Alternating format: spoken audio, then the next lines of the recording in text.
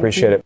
What's going to happen to oil and gas prices? Yeah, so we've been looking into this, and essentially, you know that the oil is traded on a global market. Because oil trades on that market, any disruption to the supply can spike oil prices worldwide. Now, the bigger concern may be access to the Strait of Hormuz, a key area used to carry roughly 20% of the world's oil. How these oil markets react will depend on how long this conflict lasts. Bottom line, Tony, if crude oil jumps significantly, drivers in the U.S. could see prices go up within a matter of days. We'll be monitoring it closely. Drika, thank you very much. Appreciate it. That massive armada heading toward Iran is about human rights or stopping a nuclear program? Stop. You're looking at the wrong map. To understand the Middle East, you have to look at Venezuela. The U.S. just secured the biggest win in energy history, 303 billion barrels of reserves. But there's a catch nobody talks about. Venezuelan oil is extra heavy. It's basically sludge. It's so thick, you can't even push it through a pipeline without thinning it out first. And here's the kicker. U.S. refineries were built for this heavy oil, but right now we're drowning in light shale oil that we can't use efficiently. We need that Venezuelan crude. But to move that sludge, you need a blending agent. You need light crude. And guess who has the exact chemical composition required to unlock Venezuela? Iran. For years, Iran has been the secret key, shipping light oil to Venezuela to keep their industry alive. The strategy isn't freedom, it's chemistry. Trump secured the heavy crude. Now the armada is there to secure the light crude. It's not a war for morality, it's about completing the energy equation. So tell me, is this a masterclass in business strategy or just dangerous greed? Let me know whose side you're on in the comments. Shalom. Giving all praise, honor, and glory to Heavenly Father's only begotten Son, Yahweh, Bahashem, Yahweh Shai, Bahashem, Rakakwadash. Double honors to our apostles and the elders and the bishops of Great Millstone for teaching us His truth according to the Bible and rule well. I know Shalom, all the sincere Aki, and what the walk onto the earth. Push this truth through diligence and sincerity and charity, and another Shalom to all you sincere followers, believers of Yahweh, Bahashem, Yahweh Shai, not just hearers of the word, but doers as well, you men, women, and children, and hopefully elect Shalom. And as you can see, prophecy is speaking loud and clear. With these wars that are going on, okay, it's gonna spark a domino effect of 2 Esdras 15, 2 Esdras 16, nothing but evils, because with what's going on with Iran and America, okay.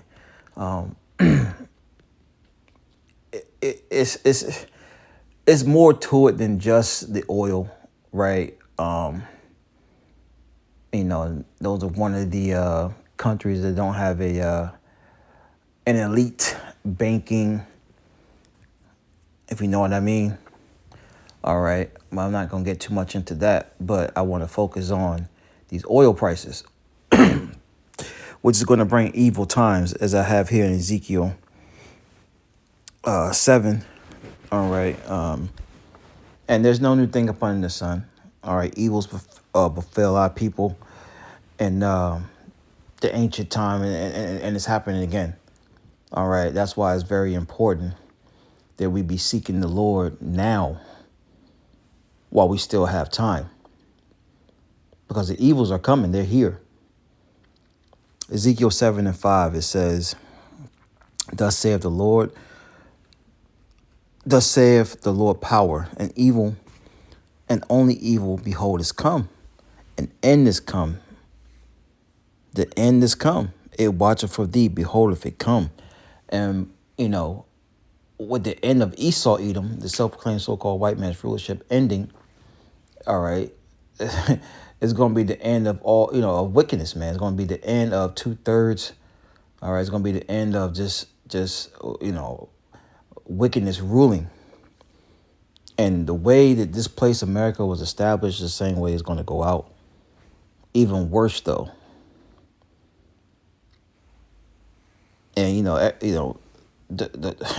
the world pretty much runs by fuel, man. Planes, trains, vehicles, goods, everything you see is moved around, is shipped around. All right. It's not through horse and buggy. anymore. All right. But the price is going up as they're talking about within the next few days. Gas can jump from, I know here in North Carolina, well, the part of North Carolina I'm in, I think gas is like, what, $2.80? All right, it can jump to $5 a gallon. Maybe even more. Okay? And what's that? That's going to be a domino effect of the food. Food prices are going to go up because who's going to get that bill? Right? The consumer. The consumer's going to get that pay that bill. Right? For those goods coming in. And this is going to make people straight lose it, man. This is 2 Ezra chapter 15. I start at the top. Verse 1 says, "Behold, speak thou in the ears of my people the words of prophecy." The people of the Lord are the Israelites. Everyone is not an Israelite, man. There's different nations. Okay? The Israelites consist of the so-called Negroes, Latinos, Native American Indians, called to the seed line of your father. Man determines the nationality. Man carries the seed. Numbers, the first chapter, around the 18th verse, man. And we have been scattered amongst all nations, so we're going to look like, talk like these other nations. All right, but the elect is going to be drawn out of it. Through what? This word. So the Lord said, "Speak thou in the ears of my people the words of prophecy," which means to say before, "which I will put in thy mouth, saith the Lord." So the Lord puts his word in his men, all right? And they're going to prophesy to you what the Lord's getting ready to do. And what we see in the forecast is pure evil, man. It's evils. Right? But it's a righteous judgment in the eyes of the Lord. So I'm going to jump down. Verse 5, it says, "Behold, saith the Lord, I will bring plagues upon the world, the sword, famine, death, and destruction, for wickedness have exceedingly polluted the whole earth, and the hurtful works are fulfilled." So this is why things are happening, because wickedness, not righteousness, wickedness has exceeded. It went too damn far, man. The whole earth. All right. And why did it go through the whole earth? Because the wicked is ruling. Job 9:24 says the earth is given to the hands of the wicked.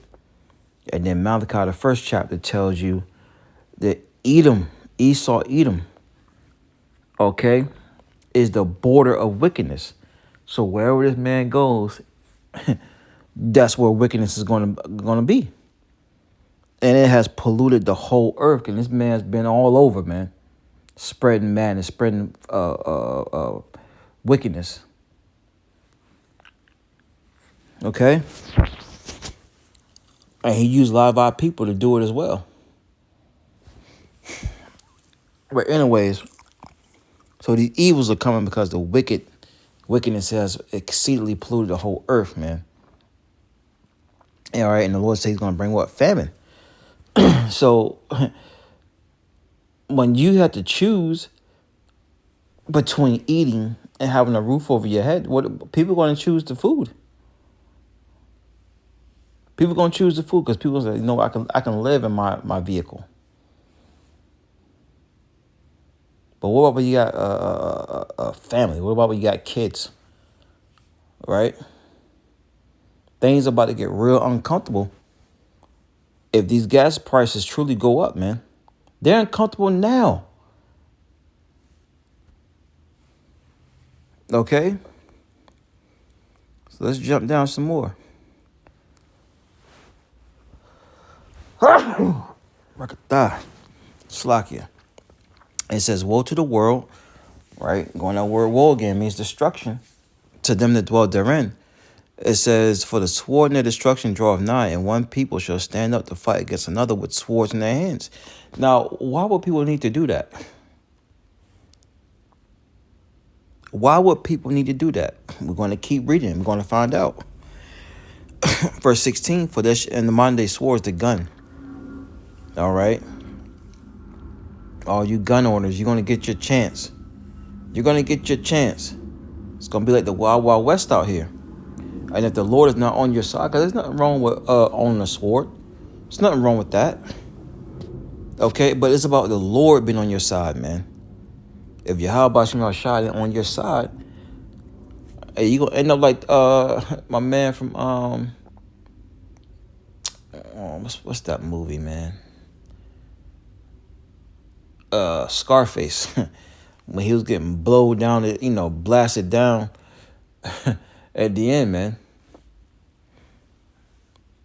So anyways, it says verse 16, 2 Ezra 15 and 16, for there should be sedition among men. All right, speech causing those to rebel against the authorities and invading one another. They shall not regard their kings nor princes, and the course of action shall stand in their power. And so they're not going to give a damn what the president got to say. The mayor, all right, the police chiefs, all right,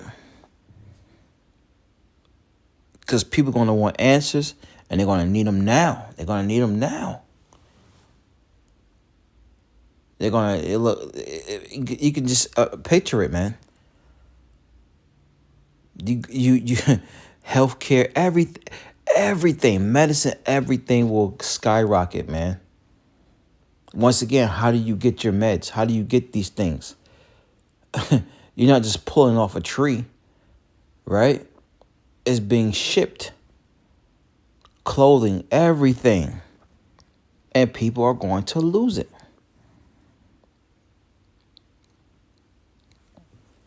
Okay? Your toddler may need some shoes. They done outgrew the shoes they got, and you can't afford a pair of shoes because a brand new pair of shoes for a toddler can cost you about $500.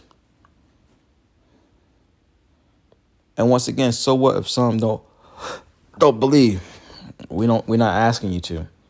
We're just giving you a prophecy, and you do what you will with it. Verse 17 says, "A man should desire to go into a city and should not be able. For because of their pride, the city shall be troubled, the houses shall be destroyed, and men shall be afraid." How much more the women, the children, if men are going to be afraid?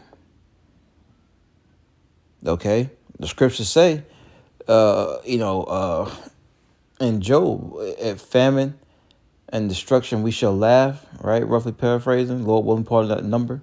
Those elect men. Okay?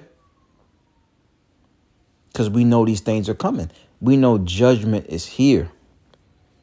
That's why we're repenting and clean up our acts to the best of our ability, man. Because we don't want to die with 2/3 in these heathens. We don't want to be judged with 2/3 in these heathens, man. All right?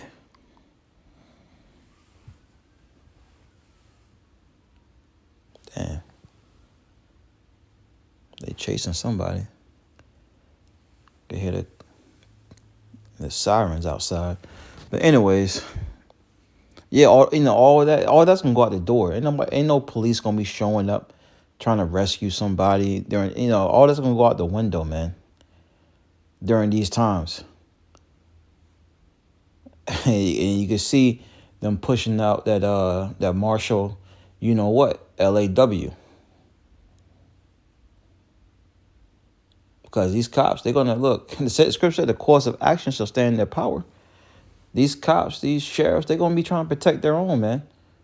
And they got their own little thug thizzle gangs and shit amongst them, those cops, man. So they're going to be banded together. Right? Which is all going to come to naught because, once again, the Lord is not dealing with you. You're finished. Reading on verse 19, 2 Corinthians 15:19 says, "The man shall have no pity upon his neighbor, but shall destroy their houses with the sword. And spoils means to rob, to take their goods, whatever you had in the crib." Once again, look, if this continue to plays out and once again them gas prices go up, watch what happen. People are gonna be stealing, they're gonna be looting, and whatever you got in your crib, If the Lord ain't on your side, man, he gonna have, look, they're gonna come in with the sword, man, the blinky. The modern day sword is the gun, and they're gonna take it. They're gonna take whatever they want. It says, and spoil their goods because of the lack of bread and for great tribulation. So that's why you're gonna see people standing up with swords in their hands, because of lack of bread and great tribulation. Now the bread is here, right? But what people are going to do when it gets so hot, they're going to panic. They're going to rob. They're going to steal. Food's going to be locked up. You know what I'm saying? It's going to be caged up. You can see security guards in stores now. I mean, it's going to be a domino effect of things, man. But what the Lord tells in Isaiah 65, his servants shall eat. All right. Yeah, my watch chimed in on that. You know, and we'll end it off on that, man.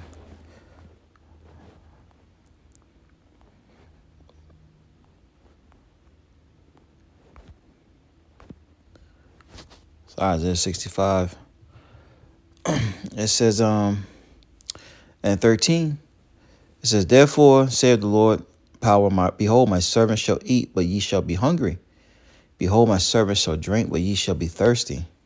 Behold, my servant shall rejoice, but ye shall be ashamed. Behold, my servants, and what is a servant? One who serves. That's why it's very important to know who you're serving in these latter days, man. Because if you're not serving Yahweh Bashem Yahushai, who the word calls God and Jesus, that's their names in ancient Hebrew, right? Yahweh, he is, he exists. Bahashem in the name, Yahweh Shai, I mean, he a deliverer, he saves. Okay? And if you're not serving Yahweh Bashem Yahushai, you're not going to eat. You're not going to drink. All right? It says, verse 14, behold, my servant shall sing for joy of heart, but ye shall cry for sorrow of heart and shall howl for vexation of spirit. You see? So that's what, is going to play out in these latter days, man. Seek the Lord while you still have time, man. And it's an everyday fight. Everyday fight. The Lord wakes you up, fight. You know what I'm saying? Speaking to myself first and foremost, just keep fighting.